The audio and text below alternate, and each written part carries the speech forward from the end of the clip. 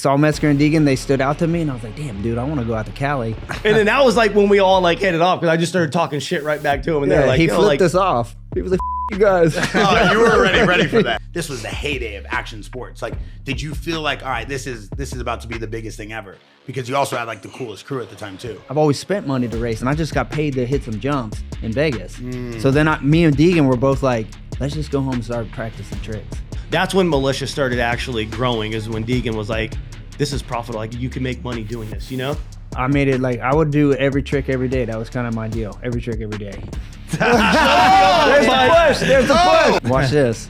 Boom. Pop. Boom. Oh, Dude, it was literally like, everybody, if you're cool with us, you're good. If not, we hate you. Like, that's basically what our crew was. We were like anti-everybody. It was cool as hell.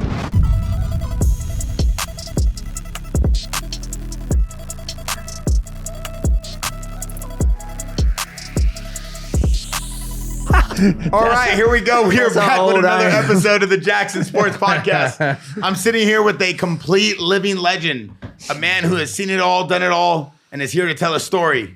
Ladies and gentlemen, Twitch Stenberg! Yeah! Get it going! The grandfather! The king! I don't know how many podcasts we've done, and you still fuck up my last name. Twitch. That's not it either. But we're going with Stenberg today. Hey, I did see an I in your name on all, the pre-pod. Let's go Twitch! Let's go Twitch! Come on, man. My mic, dude. And we got the island boy himself, the island boy, Tyler Bierman! Here we go! Get it going! Here we go. And we got the one and only, Mr. Suavecito himself, the founder of Metal Mulisha, the man who has done it all, Ronnie Degan! What up, Ronnie Faisst? The legend, the good friend, a real one, someone who was there at my 22nd birthday or 23rd, not sure. The one and only, he's never changed up. He's always been this soft, humble-spoken man. But to found a brand as wild and reckless as Metal Mulisha, and to be this dysfunctional to society, and to create a company that was just built on the idea of terrorizing and violence and excitement, and then to just go peace and love and be like, I'm done with you idiots. It is amazing to have you here sitting with us, Ronnie Faisst! Yeah! Get it going, baby! We are so hyped after A1 to have this energy. I saw you there watching Twitch jump. I didn't see you there. I wasn't there. I didn't see you there. Really? I wish I saw you there, but I wish I saw. I got to see you do backflips and aerials and all kinds of crazy things. Like I said earlier, it was like a live stunt show in the air, but on the ground because there was no jump. It's art. So it was things that I've never seen before from you, which was like, I'm not even going to gear up at one point. I'm just going to wear my jeans and do the high five to the crowd. I didn't know we were going back out again. Okay, I just want to put that out there because I saw all different types of outfits. It was great. So I just want to say that. I'm so happy to have you here. Yeah. Our new co-host, Tyler Beeman's so happy to have you sitting here again. Stoked to be here, as always. It's amazing to have him here. So much thank you for making this happen, because this is my guy right here. This Ronald's guy showed me the ropes. Dude. This guy showed me the ropes.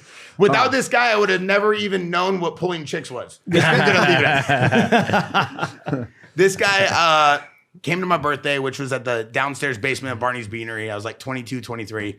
He was always so humble to me, always so nice, never asked for anything. I just remember him always being like the guy. We'd go out, he always had the freshest shoes, the coolest look, always had the dopest style, but he was always so nice, always so humble, and was always there. So to see you're always there. Consistency. I can always count on you being at the table. Yeah. So to have you here and then just to kind of chop it up, and I know you guys, the history you guys have, let's jump right into it.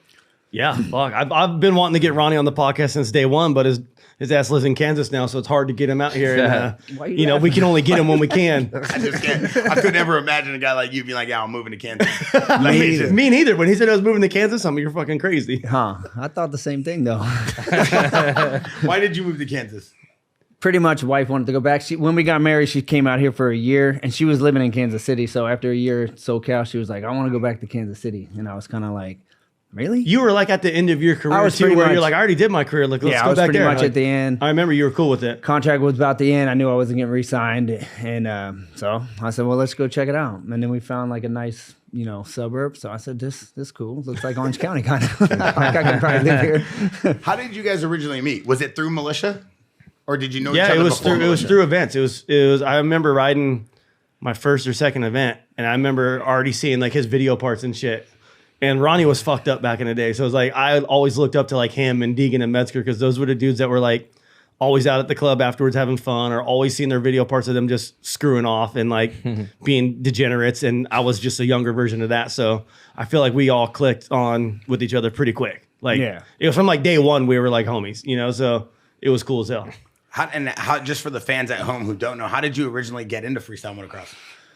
Same thing. I was from New Jersey, so I was back there, racing as a privateer, and then I started seeing the first Krusty film come out, and I seen like Metzger and Degan. Same thing. Saw Metzger and Degan, they stood out to me, and I was like, damn, dude, I want to go out to Cali. And while I was racing the Nationals, Degan was racing the Nationals, and I would just see him in the pit, so I kind of wanted to be his buddy because I was like, man, he's kind of looks cool in the video. So I'd be like, what up, dude? And he kind of would just, Degan give me a little head nod, and then we started talking, and then I invited him to my house. And we filmed. So in between Bud's Moto Creek, Triple X part? Yeah, in between Bud's Creek National and the Southwick National, we filmed all my local spots in Jersey, and it was in Moto Triple X. The sand pits or whatever. Yeah, right? and I was so hyped I was going to be in a video part. And then Degan was from Nebraska, and he was like, "Hey, I just bought a house in Cali." He's like, "You want to move out there?"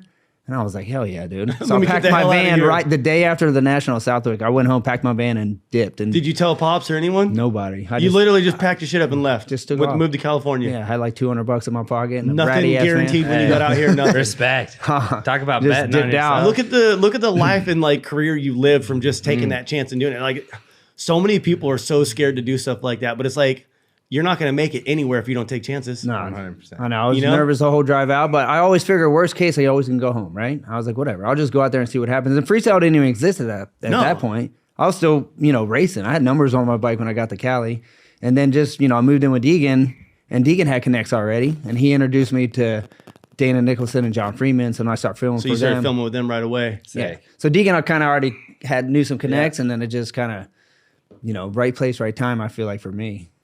And Love just that. start filming and start getting more video parts, and then picked up more sponsors. And then Warped Tour was like the breaking point. Because I used to work for Metzger's dad. So when I got to Cali. What, digging pools with Ted? I used to do construction. No way. Yeah. With Metzger's dad. So Big Ted. No way. He was my boss. I was That's digging cement. cool. When I moved to Cali, I had to pay Degan rent. So I had to make some money somehow. So I used to go work for Metzger's dad. And then I didn't really make any money until I went on Warped Tour. The first time From freestyle. sponsors and shit. What year was Warped Tour? 1998. 98. 98 was the first. Is that the year? That was the first year? First year Warped Tour. First time freestyle motocross went around America. Yep. It was with that sketchy little ramp with the 4-foot deck on. It was made out of wood. Yeah, Heart broke through it. The first jump right? of the first jump. No way. Test the Broke ramp. through Heart it? went through the landing ramp. Landed, blew right through it. Cartwheeled onto the pavement. No way.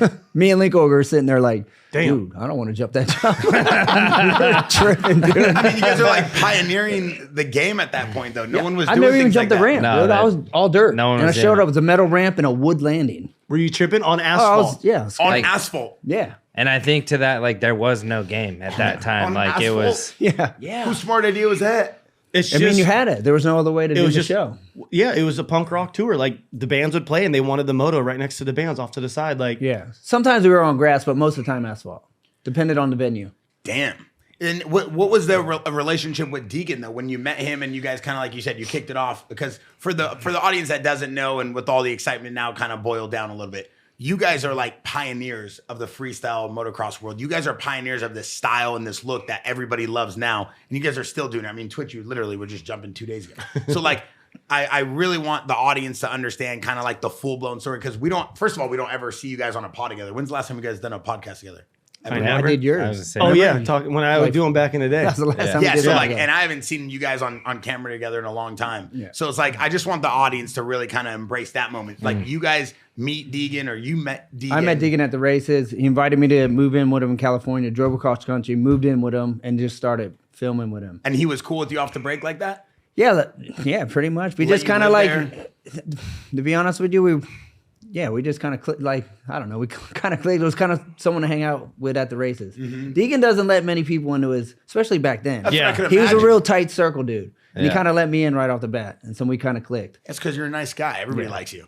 Everybody liked him at the club, believe me. But like, but how does it work then when you move in with him? Like, did you guys know each other at that point yet? No, I didn't meet him. these dudes were already starting to do freestyle and had like video parts when I met them. Like, Got it. I was like I was there in the beginning, but not the very, very beginning. You know, like I want to say like the very first contest was like that one in Vegas that Pastrana or Edgar Torrentera's one. Did you ride that one? Yeah, that was the first freestyle contest ever. That was like Las right Vegas, around the same yeah. time I got sponsored by S&P. I didn't ride that one, and then it was like I want to say it was like the Four Leaf Entertainment. They did Havasu. Did you do that one? Yeah. Didn't they Where do Pastrana one? blew his pelvis and everything. yep, So that was my very first contest. They was did there. one I in was like there. Paris And that's- or something, right? But that's too, kind of right? like where I met you guys, but like I didn't really hang out with you guys until like a couple months later. I forgot even when it was, but Yeah, I It feel was like so long ago. I remember seeing you at that event in Costa Mesa. Yeah, and then after that one, Costa Mesa was I the remember spot. you had the 125. You rolled up. You just bought this brand new like CR 125. no, that was right when I first got sponsored by Fox, and then Honda was giving bikes to Fox. yeah. for And you us. showed up with a brand new bike. talking shit. What were you saying?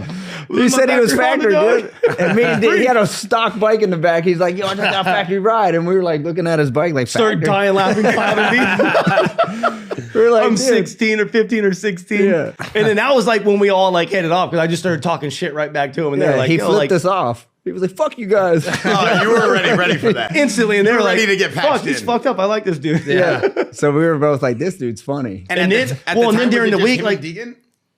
I was rolled him, up. I Degan, drove Lee up with Goggle. Degan. So me and D were in the same truck, and then he rolled up, and we were like laughing at him, and then he was like talking crap right back to us. So we were like, this dude's cool. So it was one of like everyone came in because they just kind of clicked with the friendship. Yeah. Like, Yeah, it was it more was. about a group of friends than anything. It was never about clothing or none of that. No, it was nothing. a group of friends that loved to ride dirt bikes. The brand, it was not even about Yeah. having a brand back then. It was No, just, that wasn't even on. it was anybody's our mind. gang, basically. You know what I mean? Like we were just all dumbasses and we all just clicked and we all liked doing funny and stupid shit together. And it was like the friends I grew up with. It was the same kind of vibe with these dudes instantly. And then how long was it till you guys like officially not started Militia, but then started riding together? Because I do know that there was a moment where you guys were all together, but you still weren't officially Militia, right? Well, no one really had I don't compounds even back think then. Militia even was a thing. Militia didn't even start till '99. So that was like, wasn't that in '98? Yeah, it was 98 when I started Right? hanging 98? out with you guys. But yeah, 99 came around. I want to say, what year was it when Degan built the course at Elsinore? Remember when he rented that spot out on the Supercross track? I don't even remember. Remember like Tyler Evans would be riding Supercross What every was day? the first contest? Was it like 96? 98. 98. Yeah, Las Vegas, Which was 98. Las Vegas. Okay. And then the Warp Tour. So that was in March of 98. Yeah. And then the Warp Tour came on in June. Yeah. Wow. That's crazy. That's crazy because, like, I mean, freestyle was like basically being born at that time. Yeah. Through that time. So, like, And we didn't know that we were creating I something know. like You that. guys Like are- we were just, you guys are creating Fucking a fucking like like a movement. yeah, Like, we were just stoked to ride bikes and see it on video and like go watch video premieres. Because back then, like you didn't have social media. You didn't see what so-and-so filmed 8 months ago. You Yeah. seen it when it came out. You You're gotta like, damn, wait when did to he the do end this? of the Like, year. oh, we filmed that last year. You're like, you've been holding on to that? Like, Did not you guys all have a love for racing though, and then realize like freestyle was just a lot more fun? Or we just did- realized we couldn't make it at that, so we went freestyle.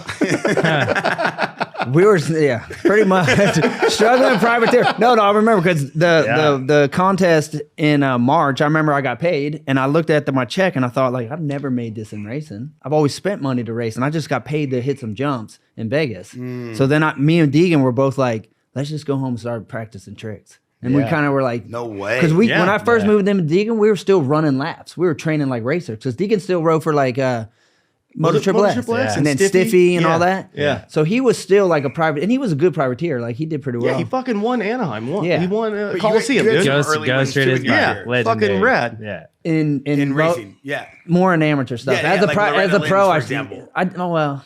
like nah, I didn't even get top 10. I always just miss it. I got like 11th one year, 12th one But year. what and I I'm was saying always is you were pissed racing. because I never got a plaque. Yeah, but you were racing. I was racing. Yeah. I did really well as an Yeah. amateur, and then once I turned pro, I jumped right. I was like, oh, let me try to race the nationals, and I was getting smoked. So kind of probably should have Yeah, raced like some A class. When you see when you see a check that you got from jumping, you're like, okay, I'm gonna do this, and that's when you Yeah. guys went back and just started practicing. Yeah, Degan's like, I'm gonna build a course. Let's just start learning tricks. And then we stopped going and riding laps every day, and we would just start going to the freestyle park and just, it was back then. I was like no footers. Well, you guys had It was I remember you guys really built a bunch basic of jumps tricks, at that's where it started. But that was the incubation of freestyle, because you were all making the transition from racers to now this like new sport. Were you guys even calling it freestyle at the time? What were you guys calling it? Yeah, I think there was dudes calling it freestyle motocross back then. Yeah, freestyle. But like I want to say like the first course that you guys built was at like Linkogle's place. First ever course ever was at Linkogle's, Mickey Diamond built. Yep. And then Degan lived The in SMP video. Yeah, Degan lived in Canyon Lake, and we used to drive to Link's house. And then Degan wanted his own course, so then he built a course at Elsinore. At Elsinore. And then he saved up and bought that first Temecula house, which was right next to the Linkogle's house. And then that became like the staple. Yeah, but like the course at Elsinore was like The first when ever. I actually started hanging out with them, because Degan was like, yo, come up and ride with us. And like back then, like he said, Degan's circle was so small, he didn't let just anyone come ride his spot. He's like, he saw it as like, I'm going to make money out of here. The better I get than this dude, the more money I'm going to make. So it's not like he would invite everyone to come ride his course. There was only a handful of people that could ride that course. It was like you, me, Seth Rowe would come out. Link. He would Ogle, Metzger every once in a while when they would be cool with each other. Because like Metzger and Degan always went through like, yo, what up? Or hey, fuck that dude. Like They didn't have beef, or it was beef? it was off and on throughout the whole career. You know what I mean? Just depending on like how the competitiveness was, who was winning. Like it was just like, but we would always be like, we were always cool with Metzger, and Degan would always be, yeah, I like Metzger too. Like he would run logos and shit like that. But sometimes it would be like, fuck Metzger, you know? Like it was just always just dependent what was going on and how everything was, you know? Was the Lake Elsinore like pre the official compound? Was that the first like park where you guys like really became Militia though? Was it there and then you realized it was. They put something? the sign up, remember? Yeah. They put the sign up like Linkoggle and Degan. and they had a list of people who couldn't ride there or something. Yeah, it said like Mitch Payton crossed out. Like they had like names on there and like, if you wear this and you have bleached tips, you can't fucking ride here. You have earrings, you can't ride here. Like just like, it was just like. Sounds like Militia. It was literally like, fuck everybody. If you're cool with us, you're good. If not, we fucking hate you. Like that's basically what our crew was. We were like anti everybody. It was cool as hell. And then when did you guys officially start running the flag as Militia? I would say then is when I started running logos and stuff. We started writing it on our bike first with just Sharpies. Before there was every See, I came around when there were stickers, so All right, I was before still like, stickers, we would just write it on our bike with Sharpies. Just on the plastic decals? like on the front fenders and We would stuff. just write it. Link and Degan started that, and then same thing. I was like, well. So and to then- give this dude his flowers for a sec, did this guy always have a vision at that point to be like, yo, I'm going to bring in all the baddest dudes? Like he obviously had the, the whereabouts to be like baddest dude on a bike, baddest dude on a bike. I'm going to take all of you guys and put you on. Always really good with marketing and making everything be bigger than it was. You know what I mean? And like the very beginning, it was Linkoggle and Fletcher were the ones that came up with Metal Mulisha and were writing it on shit. They were writing it on their surfboards, and then Fletcher always rode, so he would ride it on his motorcycle. Linkoggle started doing it, and then when Degan came in as like, this can be a business, you know. So that's when Militia started actually growing. Is when Degan was like, this is profitable. Like you can make money doing this, you know. So he was always smart, and I always remember like I'll always give it up to him. He would be in meetings all the time. We'd be out riding BMX every day. We'd hit up Degan, we gonna ride? He'd be like, no, I got meetings today. And we'd always be like laughing at him like, this motherfucker, you know what I mean? We're just out. Yeah, well, I never once thought business. And No. this clever, I'm not the founder. Like, I'm just a member, dude. People will be chiming in. He didn't find me. That ain't my deal, dude. You just shit talking. Listen, It sounds good, though. I appreciate Listen, it. you need to have your flowers however you get them. Being the founder or not, We did help build this We were Yeah, there, brand. since the beginning. It's like But $100 Degan million and Link's company deal, that was yeah. built off the backs of a few names that we all know as fans, you know? Like we were all fans of Militia. At one point you wanted to be cool, you wanted to wear a Militia tee. Well, Like, you that's either what hated it us or was. you loved us. That's what it was. Yeah, but anybody from the West Coast or anybody that like understood culture, anybody that was like into skating and music and the vibes of what we had going on here in SoCal wanted to be part of Militia. Like, say you're in the middle of nowhere, like Kansas, and you're like, all right, cool. Like, maybe I don't like those guys because they didn't appreciate what you guys were doing, but you were breaking barriers no one had ever seen, jumping right near like some of the greatest punk rock bands and just being anarchists. Like, I remembered it. I went to a Warped Tour with my dad. I was telling him, I was like, it's the craziest thing of all time. Hearing the noise as a kid, I always remember, like, it was kind of scary too. A bunch of spikes. I'm like, who the hell went to Hot Topic? I'm like, this thing was I'm just like, it was just a different level. I was like, It was. shield pads. Like, bro, it was nuts. It was. We did some cool shit, and like we did some shit before it was cool, and we made it cool, and it was just we never thought about like what if. We just We did whatever we wanted to do. It just blew up. We didn't care. That's what organically. was It just cool. blew up organically. Yeah. So talk to me then. So then the Lake Elsinore compound.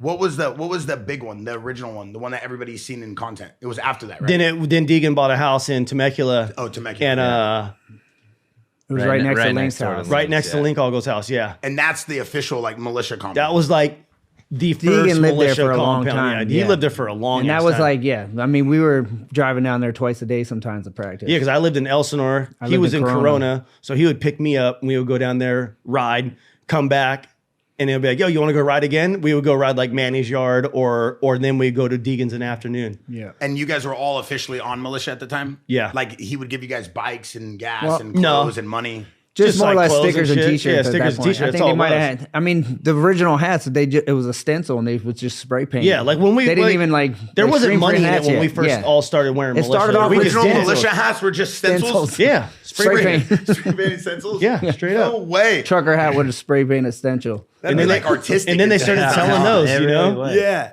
That's actually a great idea. Yeah. What a great way of doing it. So you guys were all at what point then did I guess for the timeline's sake, what point did you start getting signed where you were getting money? It took a while to It get took a money. while. Yeah, we rode just probably for free for years. For years. Yeah, it was just our I crew. don't even think we got. Did we get paid before it got a Before it got licensed?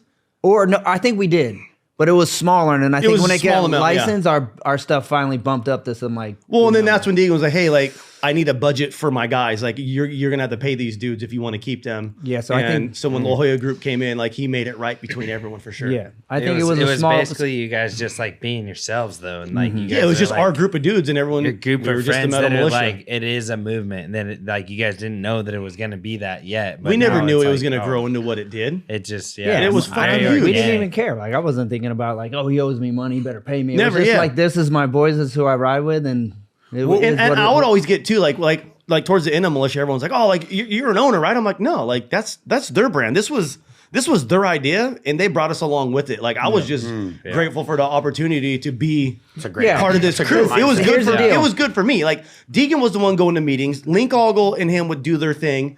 We were just part of the crew. Like I was never in it to be like, at one point I better have ownership in this company. Like no, I'm like these dudes did their thing and they built a brand. And I've backed these motherfuckers as hard as I Yeah. can because they've always backed me. Yeah. I mean, we wouldn't have been bummed. we would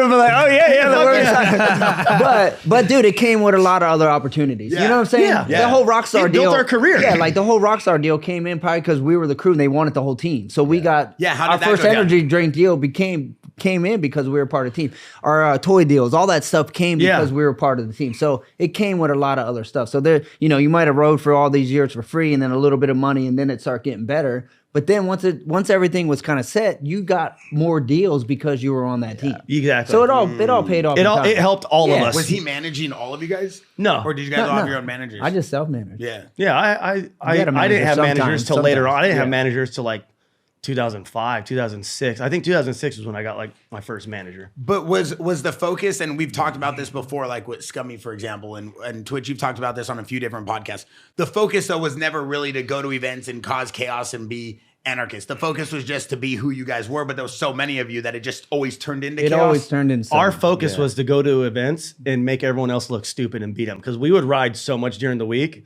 And it's like at the time, Degan was the man. So like we got to learn from him by watching what he was doing because him and Hart and Metzger were always going back and forth in the beginning. Like someone was always trying to come up with something different, So, Yeah. and we would be there and we would watch and we would learn. And then it got to the point where everyone in the crew started like winning and like being on the podium. Like I remember so many podiums where there's me, you, Potter, me, you, Lusk, like just everyone in the crew just started killing it because when you're around that many people that are riding and they're that badass, you're learning. Like every day we practice was X Games in the backyard. Like if Ronnie did a knack flip, I'm fucking doing a knack flip. If I did a knack flip, Degan's doing a knack flip. Like we were just always trying to one up each other.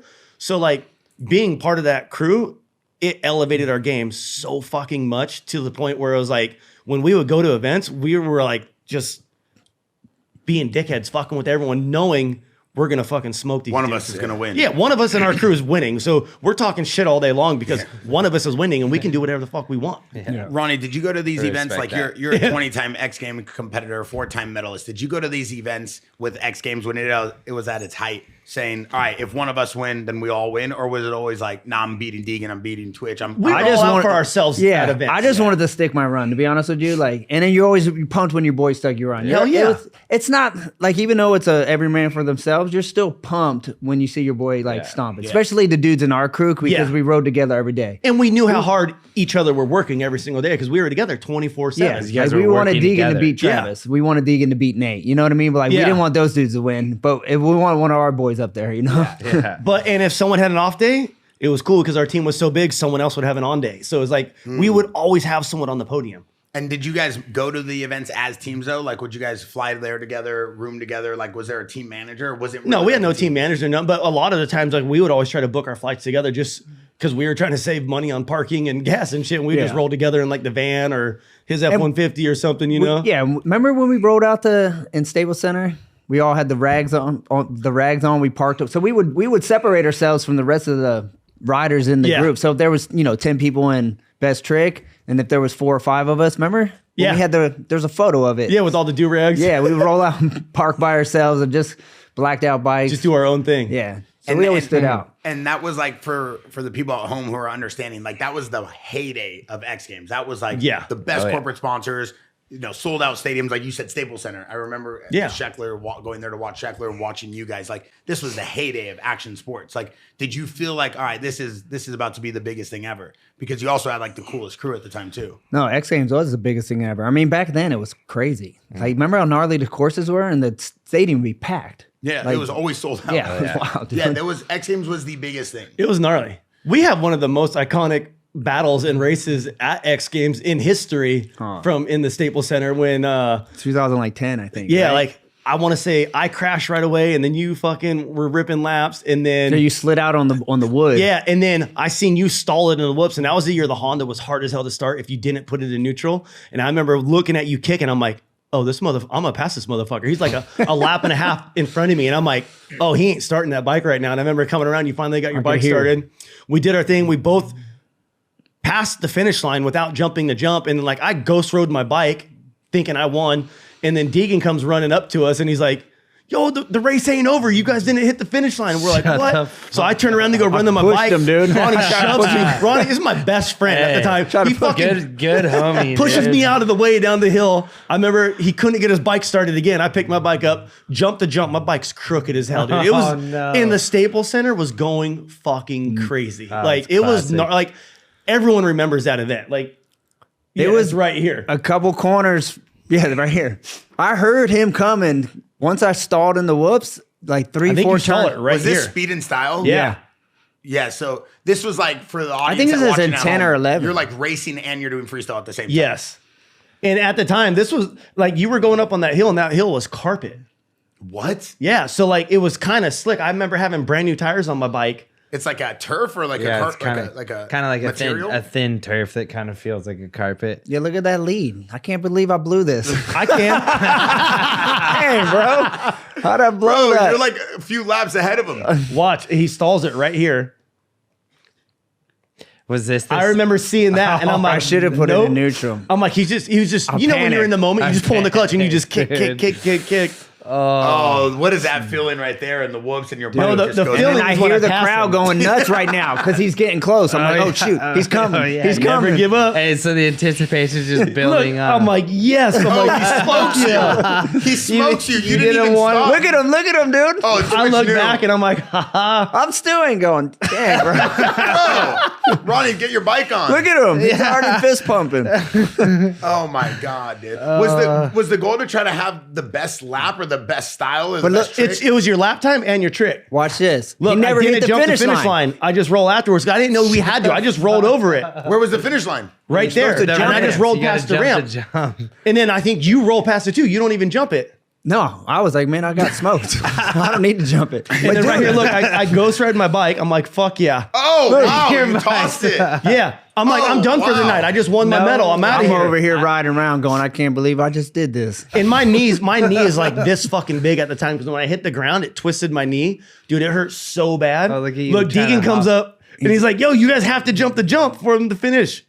There's the push. There's the push. Ronnie tosses you to the ground and you guys are already. Can't start it again. What is going on right My now? bike is so crooked at this Yeah, time. we need dude. to talk to Honda, dude. How did we not know this? Yo, Ronnie, you just tossed the boy, dude. Dude, Yo, a medal's a medal. I don't care if you're my friend or not. Kung Fu is coming Dude, out. this is man. crazy. That is crazy. So then you guys had a race to finish.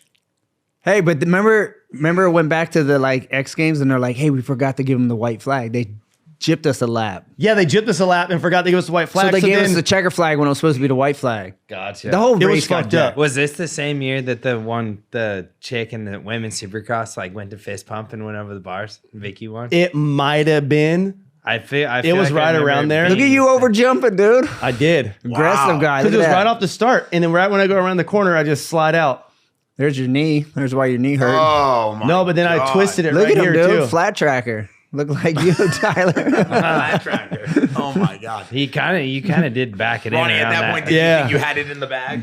Yeah. Oh, for Way sure he down, did. And then Twitch just hits you with the lap. Look at everyone. Look at him. Until he stalled Look the at bike him, for dude. 3 laps. What are the odds that you go down and then his bike just shuts off? Oh, look at you Yeah. slide. I was like, fuck you, I just won. Was that the all gold bike? What was that? No, that was my white at him. Oh, You you can't can't even even walk. walk. No, my knee's weak, and this motherfucker pushes me afterwards. Deegan's yelling at you. Dude, if the camera wasn't there, you would have went down. My bike was Oh, on the that's- ground, still running. Look So at the funny. militia tees. Oh my god! Look at the us, Raider like we militia rolled tee. deep. Look Everything, at that was crew. all our crew. Like we all had each Yeah. other's back at You, events. Nah, you they guys were the- all had a Rockstar deal at the same time. Yeah. You guys had to all be on Rockstar together. Is that what it was? Yeah. No, Well, they- I had a deal already. And you did? then and Degan was talking to them, and he did. That's when. Did we do a team deal there? Or we were all I separate. think we all had our separate contracts. Yeah. But they wanted the whole team. wanted- Yeah, the they whole wanted squad. everyone, Yeah.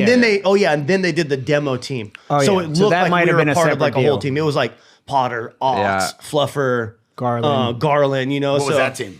that was like the demo team that went out. Like, Just it shows. yeah, they would do like all like the warp tours and shit after we've already did all wow. that stuff. Yeah, What years were Boom Boom Hug Jam? That was pretty sick. 2000.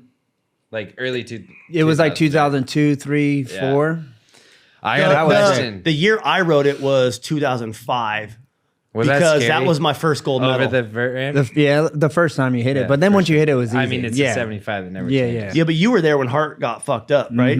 I was there all 4 Did years. something happen He to was his there bike? when Tony Hawk killed Carrie Hart. That's what it was. Tony Hawk almost killed Carrie Hart. It was What gnarly. happened? Tony jumped up.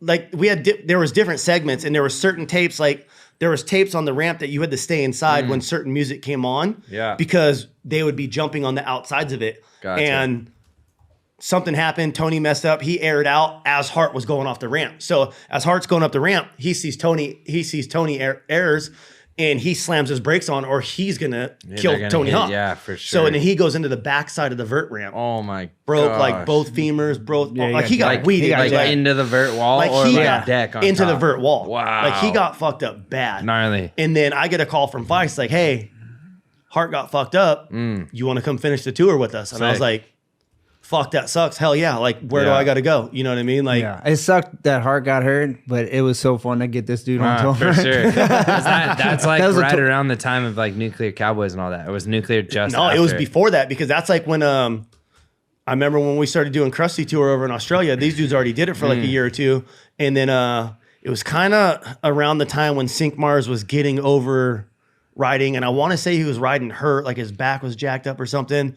And they were like, "Hey, like we're gonna bring you over to Australia, and Sink Mars is gonna come out and do a jump, but then he's gonna introduce you, and you're gonna finish off the segment." It was kind of like That's Sink kinda was like cool. handing me the torch of like, Yeah. "Yo, you'll take my Sick. spot." You know what I mean? Like that was cool as fuck because Yeah. back then Sink Mars was so sick. I Oh, looked up he to that is dude the so much, and for sickest him to be style. like, "Hey, let's bring in Twitch," and he'll just fill my segment, so I don't have to ride, but I'm still there making money. Like, Yeah. that was cool as hell. Like That's that, cool. not a lot of people get an opportunity like Yeah. that I did at such a young age. Yeah. Yeah. That was cool. I got a question for you. Obviously I'm 10, 12 years younger than you guys. So I was just a little shit grom watching you guys just pretty much fuck shit up for forever. Was like, you guys, you know, it was a movement, like an era, right? That like I grew up watching Krusty's and all that. But dude, the movies and the Kung Fu Feist, like, tell me, like, where did that come from? Like, that was, I just thought that was always the coolest shit. Like, I'd like, He separated himself from everybody. I remember doing jumps as a kid and like trying to like do it like a wow, you know, in the air, just because I would watch you all the time, dude. And I thought it was the sickest shit. The sad part of that is because I didn't have enough tricks to fill my run.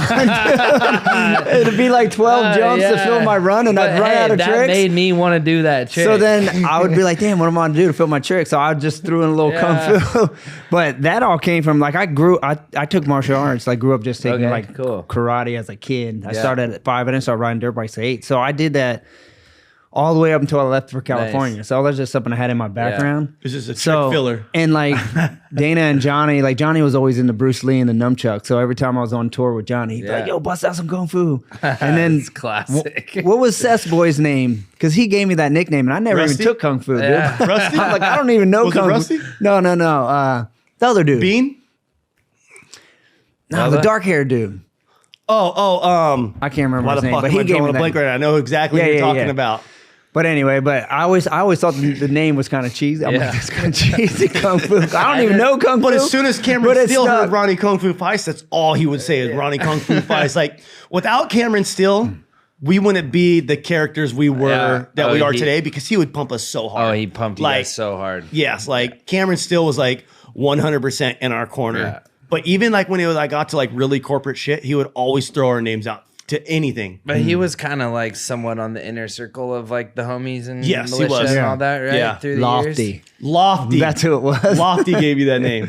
Lofty's the shit, dude. He was always that. He was like one of the first ones to help do all these events. Like he was starting freestyle motocross. Like there's I always remember it too with kind of like all the cool art that he would always have and like the kung fu art and like kind of the kanji, like Japanese. The whole house is decorated with Asian stuff. I had swords I collected, and like all this stuff from Japan and everything. I had that since I was a kid. Like Bruce Lee was like my idol growing up. You trained in karate? Nah, ninjutsu. Yeah. So just like a Bruce Lee fan forever. And then if the run was over, if there was a car around, I'd try to kick the window out or something. all the time. Spin kick the window. plays right into the whole militia hype. Was there ever a moment where you realized like, all right, this is it. Like militia's at the all-time high. Like we're the boys, we're the crew. Like we're doing it bigger than we ever thought we were. Was there like a definitive moment that kind of hit you? Man, I don't know if I was ever like, oh, this is it. I think I was just always pumped that I was out in Cali living, like doing what I loved. At the end of the day, like I'm like, man, I'm getting paid to ride my dirt bike. And I was just so grateful for that and so thankful. And then being able to tour around with your buddies and just have fun. Like I was just, you know what I mean? It was just like that was the like, oh dude. tour life was wild. Gnarly. Was it crazy? Oh yeah. Like who was the original Warped Tour crew that went out for Militia? Well, just him and Degan and Linkoggle, right? It was just you guys. But that was like before Militia was Militia kind of. Yeah, the first ever Warped Tour, it was me and Linkoggle were the only two because it was me, Link, Hart, Vines. Did Mickey Diamond ride the first one too? Or did he just set the ramps up? He set the ramps up. And then was Sync on the first year? I don't know. I think remember. Sync might have been too. We're old as fuck. That's how long ago this was. You guys too? Degan was, but he didn't go on the Warped Tour. Did he? I don't even think he ever did a full tour of Warped Tour. He would come out to the LA shows and just do like the local stuff. Ones. Yeah. He was just putting it together for you guys. No, that was Kevin Lineman doing all the Warped Tour stuff, and like Mickey Diamond got in there and was like, "Hey, well, let's do these guys. I'll build the ramps." Like you know. Oh, got it. Yeah. So when did it become Militia was doing the Warped Tour? No, I don't think it was never like Militia. It was just a bunch of us just ended up riding it. Yeah, we were just on different times. Yeah. And then was there a moment that you realized that this Militia business is like the real deal and you had to take it to another level? Like you looked at yourself as a professional athlete, or was it always just like chaos? I mean, there was always chaos, but I feel like we were really good at balancing the chaos and being really serious during the week. Yeah, because we would ride our ass off. We would ride twice. Yeah, we would ride twice a day. And me and Deke, basically competing in the backyard because it wasn't just one or two of us riding. Like it was always like 5 or 6 of us riding together, every single day. And it was like, we would just push each other so hard. Like we would see someone start trying something, we would try it. Or if we were already doing something and we seen someone else trying it, We'd be like, yo, do it like this. You're fucking up right here. And we would always watch. We would go out and ride in the morning. We would all have someone there videoing us. We'd go back, watch video footage in the daytime, and then come back at nighttime and work on that trick again. Like that's how we were learning shit. And you guys know that like you breeding that as a crew, that like you guys are seeing the work that's being done during the week. Yeah. And you're like, no one's beating us. No one's working as hard as we You are know right what I now. mean? Like you guys are like doing it and creating it all in a sense. Of We like, looked like fuck ups, like being the militia, but we would work our ass off all like, week. We That's blow what the I'm wondering. blow Like, the you- wheels off you're after just the so event. chaotic. But Yeah. during the week, we were pretty serious during the week. I mean, there I'd was- say there that's was- like the. I would say it started there like, was still some- yeah. Like around 2006 is when we all started taking it really serious. Like that's when I was like, oh fuck, I can make good money doing this. Like after I won X Games in 05, I was like, okay, I need to take this shit serious. And that's like when I like cracked down. But even before then, we were still riding a lot. We were riding rode every twice a day, day.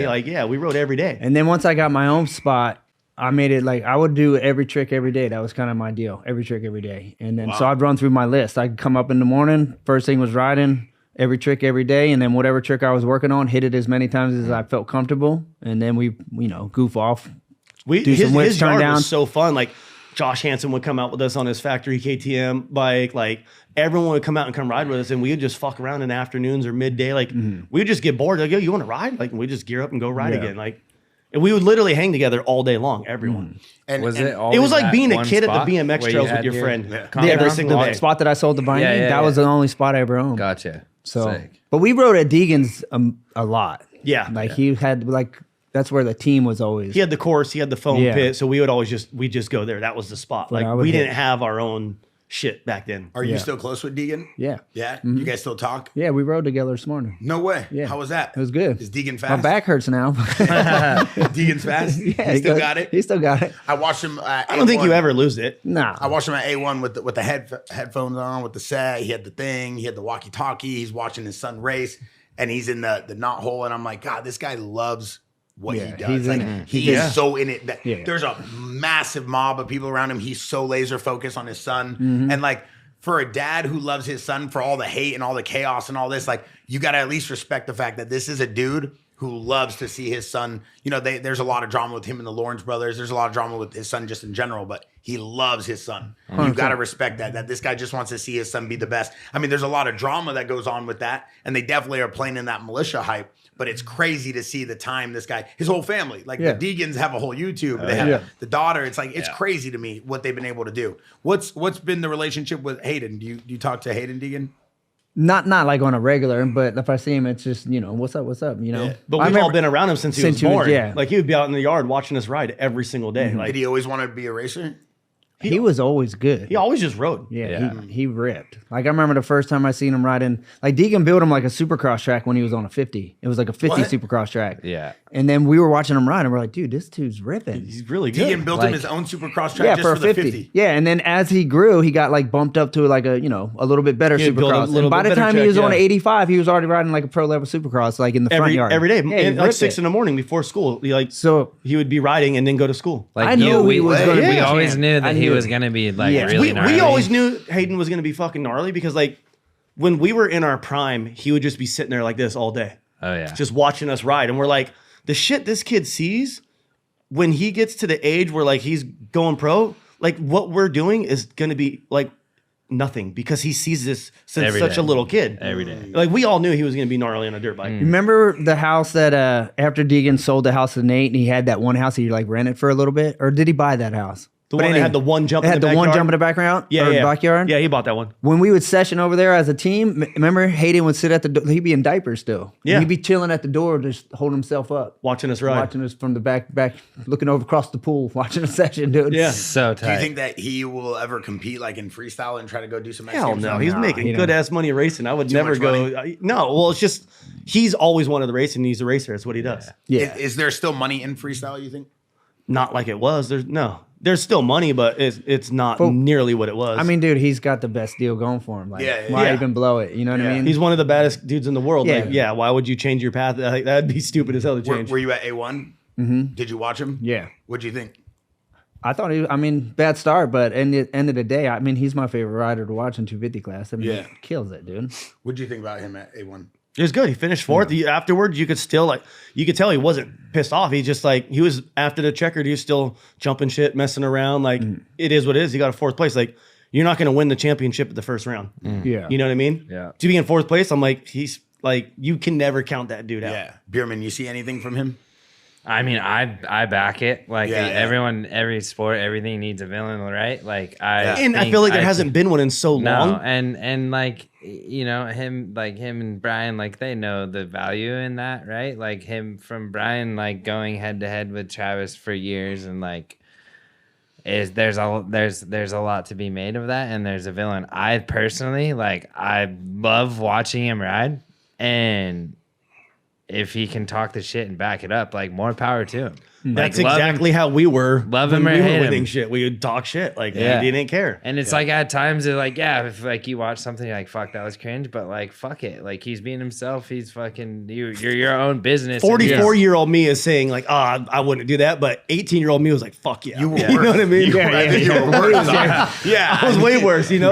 Bro. But the thing you guys were doing, and this is my personal opinion, I obviously run brands. I think I have a good idea, a good perspective on how a brand is built. You guys were doing things when there was no charted territory of this style content. There was no charted territory of what you guys, it was so uncharted. Like it was so revolutionary at the time because it was anarchist, chaotic. But like you said, you were backing it up. You were going out there and winning. But your style, there was something like Twitch always had the craziest fit. Like it just looked cool. It looked different. And it brought that, like, you had the good boy, like Travis Pastrana, which was always clean cut, put together. Good versus bad was always good. Yeah, Steve Aspen got this guy with, millions of dollars and crazy Yeah. deals. And it's like, then you have you guys. So it's like one guy versus like 30. And it's like, it always, like, even for me, I'd ask Sheckler, like, what's going on? He's like, no, let's just keep it moving. You don't need to be chirping these dudes. He's like, why? He's like, well, there's like 30 of them. And I'm like, well, Travis is We only rolled one. deep everywhere we went. I remember Like 30 of you guys. like it got to the point sometimes like, remember when we would go out? Guaranteed we're getting in a fight that night. Guaranteed. Like you just be sitting there chilling, having fun. You turn around, you're like, it's go time. Like, Yeah. and everyone had each other's back so hard. Like if one person was getting in a fight, the whole crew was fighting. It was like we were a fucking gang. Is there something you miss about Militia? Because now you have DBK, you're your own guy, you did your own thing, but you came through that like system, and now you're kind of like this larger than life guy in freestyle. I would say like the brotherhood and the friendships and how tight we all were before shit got weird.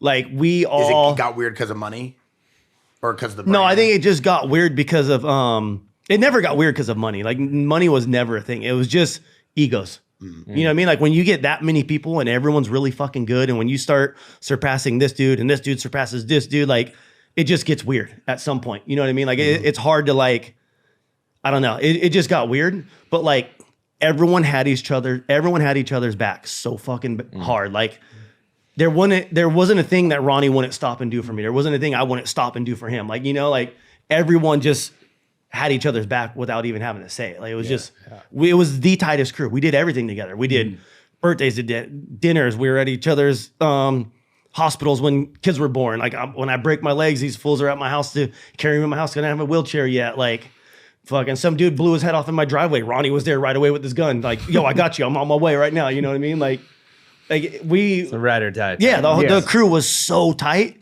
that you couldn't fuck with one person in our crew. You feel the same way? Is there something Always. that you really miss though from those days? I say, just piggybacking on what he said, it was the tightness in the relationship, and then the sessions, dude. Like we had the funnest sessions riding together, like Every single day. That it was fun. It was just like We would ride a session. We're like, yo, let's go to Cottonwood, ride BMX. Me, him, Tyler Evans, Seth Rowe, maybe Hart every once in a while, Metzger. Like we'd just go ride BMX all day, and then we're like, yo, let's go ride dirt bikes again. All right, yo, we're going to dinner. We're going to go to Fujiyama's and go get food now. Like it was just we did everything together. Everyone. I think the progression too, like seeing the crew elevate together, like you know what I mean. We all did it together. We all became like. Yeah, you We were all the became underdogs, successful. and then Yeah. overnight, kind of, you guys were the guys on top. And it wasn't so much the underdog story; it was more like it was all of you running the game. But we were all working our asses off because we all wanted what Degan had, what Hart had. Like those were the dudes that were better than us at the time that we looked up to. Like well, fuck, he got the Benz. I want a Benz. You know what I mean? Like we all wanted cool shit. Talking about That's what made us work our asses off. talking We all about wanted cool shit. Something cool. This is a sick video from X Games 13. Is this where Ronnie does the boom? Hello, cameraman. This is why we call him Kung Fu Ronnie. Yeah, so is this a kung fu kick? Can you break down this trick to me? That's the knack flip with the cameraman takeout. Watch this. Boom. Pop. Boom. Oh, dude. I didn't even know I hit him. You notice I never even looked over? I kept going. If you look in the background, I do my next flip off the trick. Watch. I didn't even know I hit him, dude. Is that the year you did the 180? So no, that was 2007. So 2006, I landed backwards. 2007, that was run one. I hit the cameraman. The last jump, I tried the 360 over that same jump. That you went and I came in sideways. Or no, I looped it off the back. I rotated it, but I was over rotating and it flipped out from under me. Is this where you woke up in the... Did you get knocked out? I got a concussion. Yeah. And then they brought me back, checked me for like protocol, like you good? And then they said, hey, we're going to give you another run because it was interference because you hit the camera guy. And I was like, oh, damn, I got to try another 360? Like, I remember thinking that. Like, yeah. Damn, if I'm doing another run, that means I'm doing another 360. Yeah. That's the second crash. So that's the second try. So that was the end of the second one. And dude, this is the first one. Watch it loop out. Whoop. Oh. And that ground is hard as concrete right there. That ground, like I remember. That was the popper ramp too. Remember? Yep. 2008. I saw. Dude. So you see how I hit my head there? Yeah. I was surprised I actually passed like concussion protocol. That's just like straight concrete. Like I remember the Home Depot I got Center would get on so that hard. One, dude. Watch my head bone. Oh yeah, you bounce your head and like. Yeah, this was X Games Home Depot Center. The helmets weren't as good as they are these days. Like you're. Oh my god, that's. And I had to run back to the trailer and get my practice bike because this bike was toast. Got weeded. And then come out and do a whole nother run and then try on a bike you haven't ridden all day. No. Yeah, and I broke my foot on the second. On the second 360. Yeah, I broke my foot. Is this the same? Damn, I look year? kind of yoked right there, huh? Yeah, you were juicing, dude. You were on something, brother. You were yacked up right there. This was before peptides. Oh, I always remember you in shape though. Yeah, you were always lean and Me and Degan always trained like racers because that was the background. Like you guys Degan, got the same jawline. You always jacked with the tattoos. Hey, is this the same year Taka broke his collarbone and got a concussion and you guys both woke up in the room? Wait, you crashed too? Yeah. Shut up. I remember looking over at each other in the back room going, oh shit, you crashed too? Fight son, you crashed too? That year this was is gnarly. crazy. It's so iconic seeing that Rockstar logo on you guys and just thinking of that era. It's such an era. It's like it generalizes such a unique era in the sport. Look at that. You're just looking up like, why me? What was the year that Carruthers did the body burial? I remember. That was in Staples Center, maybe? right? I was Best trick. 05? It was 04, I think. 04. Because because I did a knack to hill clicker. 06 and was didn't even come close to a podium, and no one was doing combo flips, and I remember being pissed off, huh? I was so fucking 06 mad. was Trav's double, right? I think don't remember. Pretty sure it was 06 because I was there in 04 when Chuck did the body burial. And I was like a shit gum. My aunt took me and two of my friends that I grew up with, and insane. it was pretty classic just being there and like I don't know, just I'm a sponge right now listening to you guys. Like I've been obviously you've been in Kansas, haven't seen you a ton, but watching you guys all grow up to like, you know, when I was like a real shit gum, like kind of cutting my teeth, like watching you guys be shitheads made me want to like go be shitheads. You remember the demo at Irvine Spectrum? Where the fight broke out? We got barred, dude. Militia got barred from the Spectrum. We weren't allowed back. Yeah, I'm No sure way. Degan didn't like that one. it was good though. Like Someone threw a beer in Degan's face when he was driving by. Remember? He hit the ramp. there was a group riding of dudes back. that kept talking shit every time we would turn around to hit the jump. And I remember they would start talking shit, and we were like, fuck you guys, like every one of us, because they would talk shit to every single person that rode by. And then, someone threw a beer, and then I don't remember if it was Degan or Evans, but someone jumped that fence so fucking fast, and then I turned around, and then all of us jumped the fence. Like, That's how it always everyone. was though, right? Oh, You yeah. attack Like, there's one, no you attack questions that asked. one. Like, your One guy of them was goes never, and you never, if your guy was in a fight, you were in a fight. Yeah. No one sat there and just like watched. For like, what it's worth, anybody who ever watches anything about Militia or Degan, this guy was the most down for anything at any time type of guy. Like he really was about it. Like if there was ever a guy that would have been in charge of Militia, it would probably be Brian Degan. 100%. Like 100%. At least he was like one of those guys, because you hear a lot about these crews and it's always like they have guys handle their work for them. But it seems like Degan's just always the first one to start all the problems. He wasn't scared. Someone in the crew would start it and it would just get finished. And then I got one more thing for you. First of all, Ronnie, thanks for coming on. I know you guys have been friends forever, but I got so much love for this guy. I got to give you your flowers, because just the humbleness and the way back then where you guys were as athletes, and you always were so cool to me, so nice to me, and always let me just tag along and, you know, get whatever was left over. I just want to say that you're one of a kind, you know, and you haven't changed.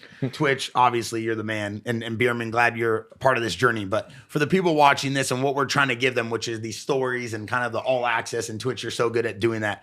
What was the moment in terms, and I know this is bad to end it on, but where you guys felt like, all right, it's time to go our separate way with Militia? Was there a moment where you were like, okay, we all got to go our own separate way now? Was there something that happened, or it was just one at a time? Because I feel like no one ever talks about when it kind of fizzled out. We always hear about how it started. We always hear the chaos. But when was the fizzling out of the icons like you guys? Mine was like 2010.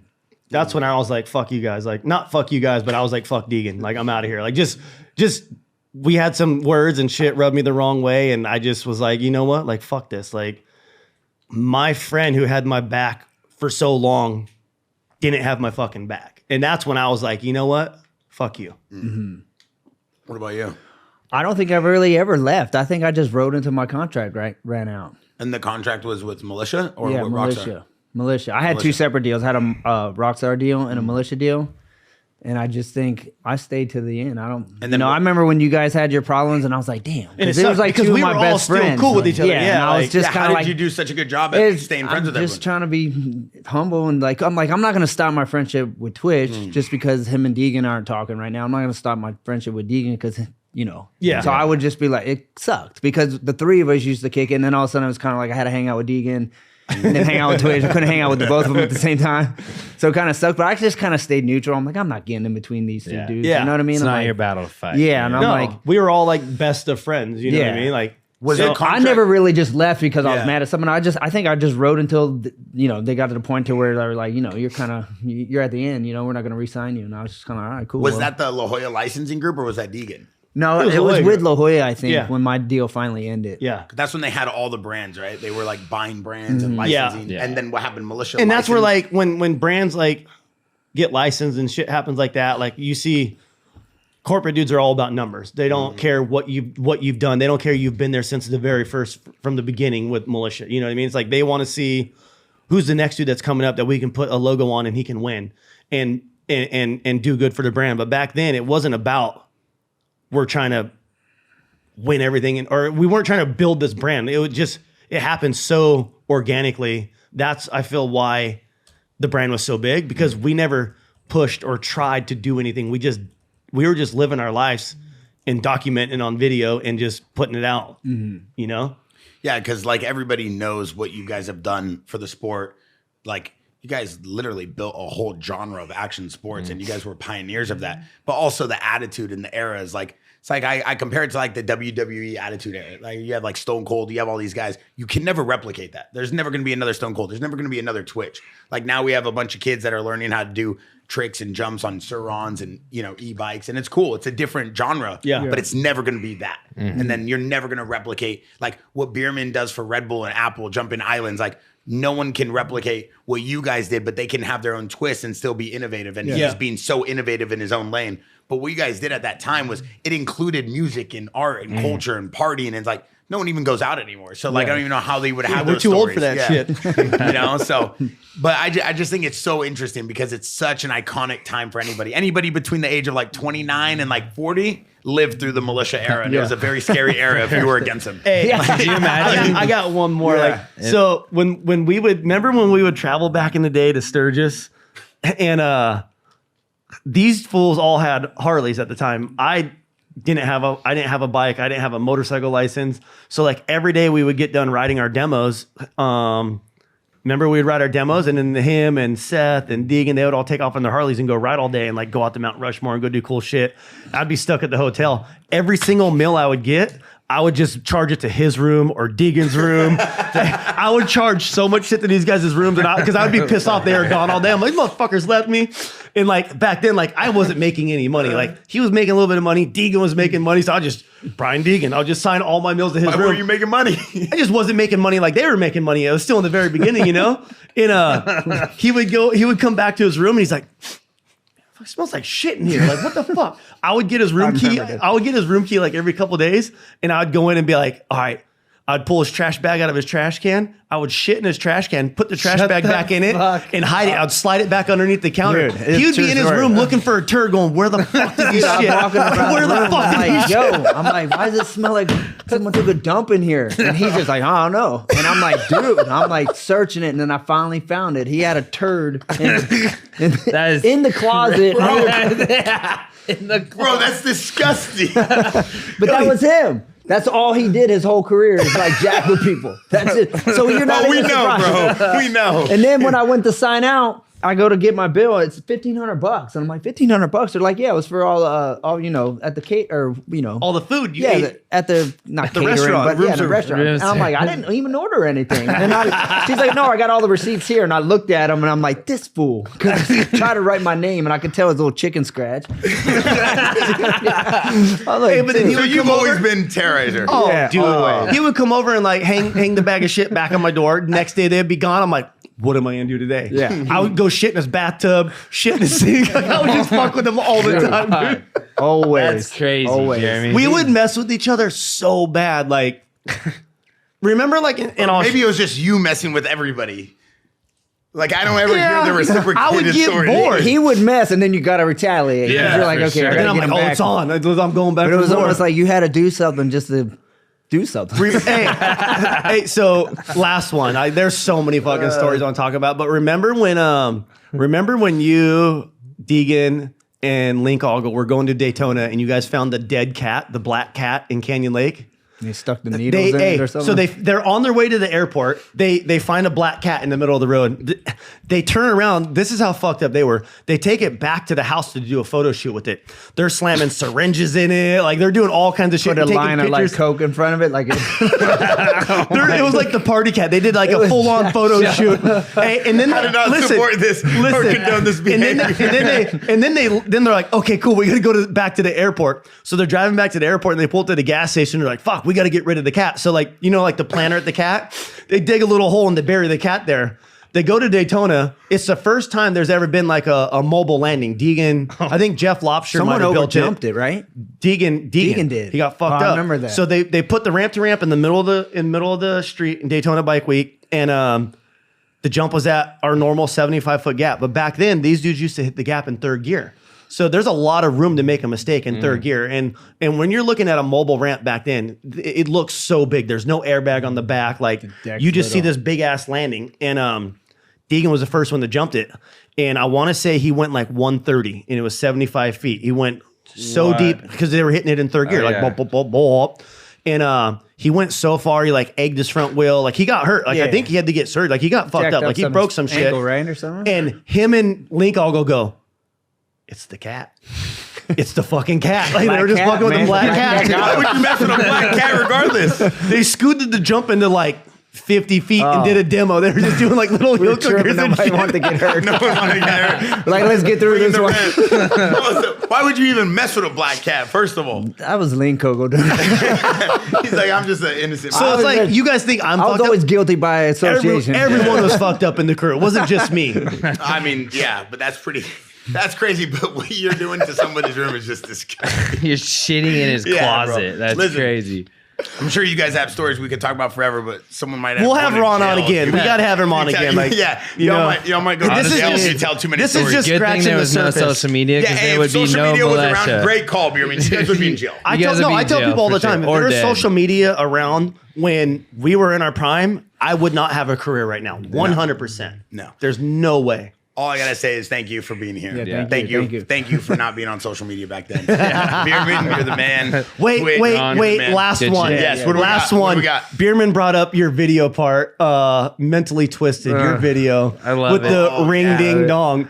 That's With his like, intro. Ding. West Coast, baby. Ring, ding, dong. but like, Ring, ding, did ding, you ever ding, see the dong. videos? Like him Yeah. and they would do With him and this. Degan we would all do the funniest skits all the time. Like we would get so bored in between times of like when it'd be raining. We're like, yo, Degan would come over. He's like, hey, I got a cop outfit. Let's do a skit. I'll be Officer Skalansky. You know what I mean? Like there was the You funniest guys skits. Or like always had skits. That's what I fucking loved about. Degan would They were show like up little like mini movies. Degan would show up with like a box of wigs, like just throw them to each other. We'd be wearing wigs around Australia, talking shit, like just doing the dumbest stuff, just entertaining each other. You know what I mean? Like we might have, Hank Did Hunt. you guys think it was funny that we're watching it? Because we were always like, I wonder if everybody else thinks it's funny. 'Cause we would be They're like little mini movie skits. They're like literally. Everybody think we we're used to stupid as cry and hell. laughing, dude. And yeah. Dave Dawes always had a camera, so like we would always just be filming stupid shit, and it was Always. so fun. Remember Hank Hunt?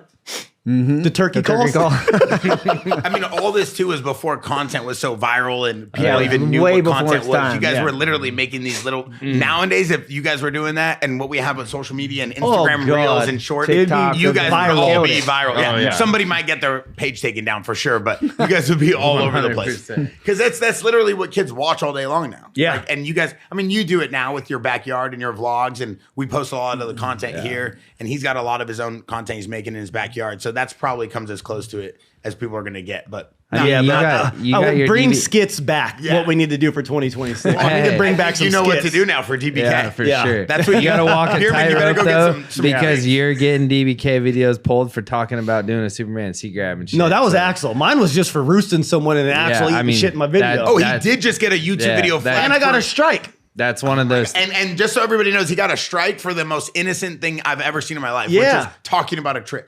Yeah. It's when this insane, motherfucker dude. was shitting in his friend's Yeah, closet. yeah. If we would have posted that, your page is getting deleted every week. We wouldn't survive. Thank the Lord, actually, that it was good. It was a good time. I appreciate you for everything, Yeah, bro. yeah. Thank you. And I guess Twitch. I want to leave it with this, but I guess that the energy that you bring for the world of moto and freestyle, I do hope that people, when they watch this, they realize one thing, that you cannot create these type of friendships by quick, get rich schemes and like quick action with sponsors and jumping crew to crew. Like if there's one thing anybody can learn from this, which I always loved about you, which was that you're so loyal to your guys. You're loyal to the guys you're bringing up. You're loyal to the guys that you grew up with. And that is one of the best qualities you have. And I feel like if any racer or aspiring, freestyle motocross rider wants to learn something from you, it's like, look at these stories you have and look at the people you could sell on a podcast 20 years later. It's because It's of the honestly loyalty. the people you surround yourself with. You're as successful as everyone around you, and we all made sure we were held accountable for our craft. Like, you know what I mean? Like if he was doing something that looked like shit, I would tell him, hey, yo, that looks stupid. 100%. And he'd be like, hey, that shit looks dumb. Don't even do that in your run. I just think it's amazing though, for Yeah. real. Like what you guys have done, and Ronnie, you show the same love back, and Bierman, obviously he always shows you love, you show it right back. I think it's so dope, and it's something people can learn something from. And I think one thing too, you guys have both never changed. Like for all the shit that you guys have done, you guys have been the same human, always humble. And if you ain't talking shit, it means you don't like. we're still really so- stupid. We just got a little smarter about it. Yeah, you're right. You're right. So If you guys want to see all the behind the scenes, make sure you check out the Jaxxon Behind the Brand every Friday, and then all of the behind the scenes and content. Plus, we're asking people who you want as guests in our Jaxxon Podcast Discord. Thank you guys for watching. We're out.